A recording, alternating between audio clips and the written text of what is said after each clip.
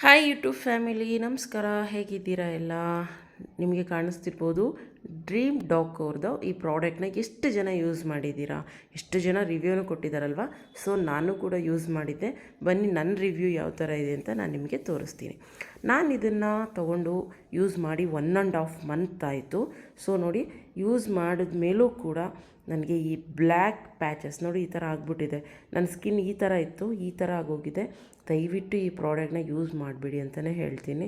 ನೋಡಿ ಇದು ಮಾರ್ಕ್ ಯಾವ ಥರ ಆಗಿದೆ ಅಂತ. ಚೆನ್ನಾಗಿದ್ದರೆ ನಾನು ಚೆನ್ನಾಗಿದೆ ಅಂತ ಹೇಳ್ತಾ ಇದ್ದೆ. ಸೊ ಇದರಿಂದ ಎಫೆಕ್ಟ್ ಜಾಸ್ತಿ ಆಗಿದೆ. ನೋಡಿ ಇಲ್ಲೆಲ್ಲ ಮೊದಲೇ ಕಾಲು ಚೆನ್ನಾಗಿತ್ತು, ವೈಟಾಗಿ ನೀಟಾಗಿತ್ತು.